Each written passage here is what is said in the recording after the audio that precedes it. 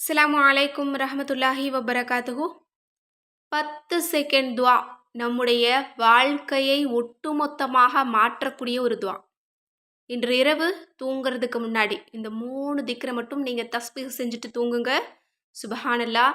நீண்ட நாளாக எதிர்பார்த்து காத்து கொண்டிருக்கக்கூடிய விஷயங்கள் கூட இன்ஷா அல்லாஹ் நாளை பொழுது விடியும் முன் உங்களுக்கு கிடைத்துவிடும்.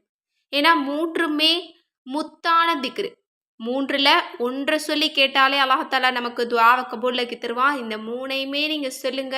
நீங்கள் அதிர்ஷ்டசாலியாக மட்டும்தான் இருக்க முடியும். இப்போது 3 திக்ருகள் நம்ம பார்க்க போகிறோம். அதற்கு முன்னாடி நிறைய பேருடைய துவாக்கள் ஏன் கபூல் ஆகலை அப்படிங்கிறத நம்ம பார்த்துருவோம். இதற்கு 3 நிபந்தனைகள் இருக்குது. என்கிட்ட நிறைய பேர் நிறைய விஷயங்களுக்காக வஜீஃபாக்கள் கேட்பாங்க. ஒரு திக்ரு சொல்லுங்கள், என்னோட இவ்வளோ பிரச்சனை தீரணும்னு நிறைய ஒரு லிஸ்ட்டே சொல்லுவாங்க. அவங்க எல்லார்கிட்டையுமே நான் சொல்கிறது என்ன அப்படின்னா, ஒரு திக்ரில் உங்களோட ஒட்டுமொத்த வாழ்க்கையை மாற்ற முடியாது. உங்களோட வாழ்க்கை முறையை தான் நீங்கள் அல்லாஹுக்கு பிடிச்ச மாதிரி மாற்றணும். எதெல்லாம் அல்லாஹ் விரும்புவானோ அதை செய்யுங்க.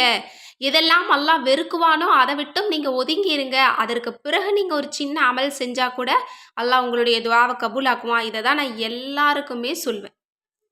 இதற்கு நிறைய பேர் நிறைய விஷயங்கள் கேட்பாங்க. அப்படின்னா என்ன, நீங்கள் என்ன சொல்கிறீங்க எனக்கு புரியலைன்னு கேட்பாங்க. முதல்ல ஹராமான விஷயங்களை விட்டும் நம்ம தவிர்ந்து இருக்கணும். நம்முடைய உணவு, உடை, நம்ம இருக்கக்கூடிய இடம் இதெல்லாமே ஹலாலான சம்பாத்தியத்தில் வந்ததா அப்படிங்கிறத பார்க்கணும். ஏன்னா நம்ம உள்ளம் தூய்மையாக தான் இருக்கும், முழு ஈமானோடு இருப்போம். ஆனால் நம்முடைய ஆடையோ நம்முடைய உணவோ ஹராமானதாக இருக்கும்போது நம்ம கேட்கக்கூடிய துவாவை அல்லாஹ் கபூலாக்க மாட்டான். இது ஒன்று. இரண்டாவது, நீங்கள் மற்றவங்களை மன்னிக்கணும் அப்படின்னு இருந்தால் மன்னிச்சிருங்க. சில தவறுகள் பண்ணியிருப்பாங்க இல்லையா, ஆனால் அவங்கக்கிட்ட நம்ம பல வருஷமாக பேசாமல் இருப்போம்.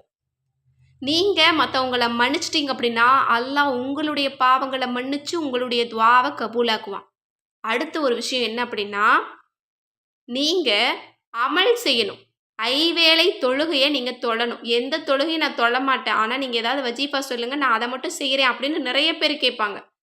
அந்த மாதிரியான நபர்களுக்கு துவாக்கள் கபூல் ஆகாது. ஏன்னா ஐவேளை தொழணும், அல்லாஹ் சொன்ன வாழ்க்கை முறையை நம்ம வாழணும். நம்முடைய அமல்களை மட்டும் அல்லாஹ் பார்க்க மாட்டான், நம்முடைய உள்ளத்தை தான் அல்லாஹ் பார்ப்பான். அப்போது நம்முடைய உள்ளத்தில் மற்றவங்க மேலே இரக்கமாக இருக்கணும், மற்றவங்க கிட்ட அன்பாக இருக்கணும், ரொம்ப சிடுசிடுன்னு கோபமாக இருக்கக்கூடாது, இன்னும் ஏழைகளுக்கு உணவளிக்கணும். இன்னும் ஒரு மிக முக்கியமான ஒரு விஷயம் என்ன அப்படின்னா, நம்மால் எந்த ஒரு உயிரும் எந்த இடத்திலும் கவலைப்படக்கூடாது, கஷ்டப்படக்கூடாது. ஒருத்தங்களுக்கு நம்மளை அறியாமலே ஒரு விஷயம் பண்ணியிருப்போம், அது அவங்களுக்கு ரொம்ப கஷ்டத்தை கொடுக்கும். அதை நினச்சி அவங்க அழுவாங்க இல்லையா, அந்த மாதிரியான பாவத்தை நம்ம பண்ணியிருந்தோம் அப்படின்னா நம்முடைய துவாக்கள் கபூல் ஆகாது. நிறைய பேர் இதை ரொம்ப சாதாரணமாக பண்ணிடுறாங்க. ஒரு நாள் பார்க்கக்கூடிய ஒரு மனிதராக இருந்தாலும் சரி, அல்லது நம்ம கூடையே இருக்கக்கூடிய நபராக இருந்தாலும் சரி. இப்போது சில கணவன்மார்கள் சில மனைவிமார்களை ரொம்ப கொடுமையாக ஒரு கடினமான வார்த்தையை கொண்டு பேசுவாங்க. அதை சாகிற வரைக்கும் அவங்க அந்த மனைவிமார்கள் மறக்க மாட்டாங்க. அதை நினச்சி அழுவாங்க, இருந்தாலும் கூடயே வாழ்வாங்க. இந்த மாதிரி இருக்கிறதெல்லாம் ரொம்ப தவறு. இன்னும் எங்கேயாச்சும் ஒரு இடத்துல, ஒரு பஸ்லேயோ ஒரு ட்ரெயின்லேயோ ஏதாவது ஒரு இடத்துல ஒரு சில மக்கள் செய்யக்கூடிய விஷயங்கள் பிடிக்காம நம்ம ஏதாவது ஒன்று சொல்லிடுவோம், அது அவங்களுக்கு வாழ்நாள் முழுக்க கவலையாக இருக்கும். இந்த மாதிரியான விஷயங்கள் நீங்கள் வாழ்க்கையில் செஞ்சுருந்தீங்க அப்படின்னா இதெல்லாமே நீங்கள் மாற்றுங்க. அதுக்காக அந்த மனிதர்கள்கிட்ட போய் நீங்கள் மன்னிப்பு கேளுங்க, அல்லாஹ்விடத்துலையும் மன்னிப்பு கேளுங்க. இன்னும் அல்லாஹ்விடத்துல ஒரு துவாவை கேளுங்க, அல்லாஹ் என்னுடைய துவா கபூலாகாமல் இருக்கிறதுக்கு நான் என்ன தவறுகள் பண்ணியிருந்தாலும் அதை எனக்கு காட்டு, எனக்கு புரிய வை, நான் அதை சரி செய்கிறேன், அதற்கு பிறகு என்னுடைய துவாவையும் எனக்கு கபூலாக்கு, என்னையும் சீர்படுத்து அப்படின்னு சொல்லி நீங்கள் ஒரு துவாவை கேட்டுட்டு அதற்கு பிறகு நீங்கள் ஒரு சின்ன ஒரு அமல் செஞ்சால் கூட போதும். அல்ஹம்துலில்லாஹ்னு சொன்னால் கூட போதும், அஸ்தக்ஃபிருல்லாஹ்னு சொன்னால் கூட போதும். அல்லாஹ் உங்களுடைய துவாவை கபூலாக்கிடுவான். இப்போது நான் இதெல்லாம் சரியாக இருக்கேன், யாரையும் கஷ்டப்படுத்தலை, ஹலாலான உணவை சாப்பிட்றேன், நான் ஐவேளை தொழுகிறேன், ரொம்ப உள தூய்மையோடு இருக்கேன், தனிமையில் கூட அல்லாஹ்வை நினச்சி தான் நான் வருந்துறேன், என்னுடைய மறுமை வாழ்க்கையை நினச்சி நான் ரொம்ப கவலைப்படுறேன், எல்லாம் நான் கரெக்டாக இருக்கேன் அப்படின்னு சொல்லக்கூடியவங்க இந்த 3 திக்கரை நீங்கள் இன்ஷா அல்லாஹ் ரொம்ப நம்பிக்கையோடு ஓதுனீங்க அப்படின்னா நீங்கள் மனசில் நினைக்கிறத அல்லாஹ் உங்ககிட்ட இழுத்து கொண்டு சேர்ப்பான். 3மே முத்தான திக்ருகள். இப்போ அந்த திக்ருகள் என்ன அப்படிங்கிறத பார்த்துருவோம். இது பீரியட்ஸ் டயத்தில் கூட நீங்கள் தாராளமாக ஓதலாம். முதல் திக்ரு அல்லாஹு அக்பர் கபீரா. அல்லாஹு பெரியவர்களுக்கெல்லாம் மிக பெரியவன். இதை 100 முறை ஒதுங்க. இரண்டாவது திக்ரு அஸ்தக்ஃபிருல்லாஹ் அப்படிங்கிற இஸ்திக்ஃபார். இதையும் நீங்கள் 100 முறை ஒதிக்கோங்க. அடுத்தது யா ஹய்யு யா கையூம். இதையும் நீங்கள் 100 முறை ஒதுங்க.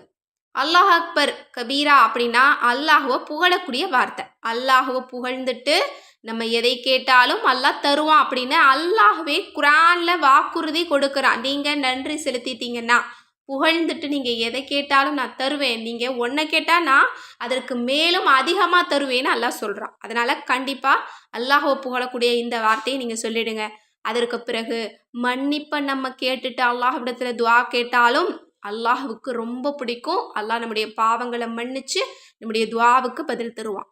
மூன்றாவது, அல்லாஹ்வினுடைய எந்த ஒரு திருநாமத்தை எடுத்துக்கொண்டு அல்லாஹ்விடத்தில் துஆ செஞ்சாலும் அல்லாஹ் நமது துஆவை மறுக்க மாட்டான், உடனே கபூலாக்குவான். அதுவும் இந்த பெயர் எப்படிப்பட்டது? யா ஹய்யூ யா கையூம், உயிருள்ளவனே என்றும் நிலைத்திருக்கக்கூடியவனேன்னு சொல்லக்கூடிய அற்புதமான இஸ்முல் ஆலம். இதை யார் சொன்னாலும் அவங்களுடைய துஆ கபூலாக்கப்படும். இன்றைக்கு நம்ம 3 அம்சங்களை நம்ம பார்த்துருக்கோம்.